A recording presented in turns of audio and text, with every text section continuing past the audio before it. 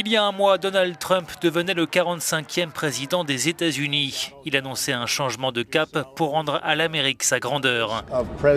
Ceux qui pensaient que le milliardaire excentrique allait rapidement s'adoucir une fois investi ont dû revoir leur copie. Trump veut agir vite. Le jour même de sa prestation de serment, il signe son premier décret qui vise à démanteler l'Obamacare, l'emblématique réforme de l'assurance maladie mise en œuvre par son prédécesseur. Trump s'attaque également au libre-échange et à l'immigration. Sa cible privilégiée, le Mexique, à qui il demande de financer son projet de mur à la frontière. Mexico refuse. La rencontre entre les deux présidents est annulée.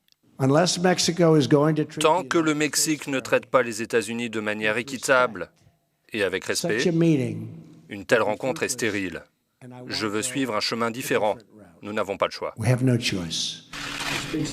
Le lendemain, Trump frappe fort en suspendant l'entrée aux États-Unis pour les ressortissants de 7 pays majoritairement musulmans. Cette mesure sème le chaos dans les aéroports et entraîne une vague de contestation. Le décret migratoire sera suspendu 5 jours plus tard par un juge fédéral. Trump voit rouge.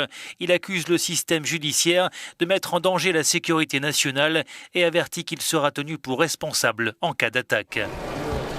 Le 13 février, nouveau scandale pour Donald Trump. Michael Flynn, son conseiller à la sécurité nationale, démissionne à cause de discussions secrètes et illégales avec des diplomates russes à propos des sanctions contre Moscou. Mike Flynn est une bonne personne. J'ai demandé sa démission, il l'a donnée avec respect. Un certain nombre d'informations ont circulé à son sujet. Elles ont été transmises au vice-président Mike Pence. Je ne suis d'ailleurs pas d'accord avec la manière dont cette information a été communiquée. Sur Twitter, Trump accuse les services de renseignement d'être à l'origine de ces fuites et de manigancer avec la presse. Et il va plus loin en accusant les médias de fabriquer de fausses informations et d'être l'ennemi du peuple américain. Ses relations avec les journalistes sont électriques. Je cherche un journaliste sympathique. Impétueux, le président américain a déclaré la guerre aux médias dont il ne cesse de dénoncer la malhonnêteté et la corruption. Cette confrontation inédite se joue sans aucune retenue sur la place publique.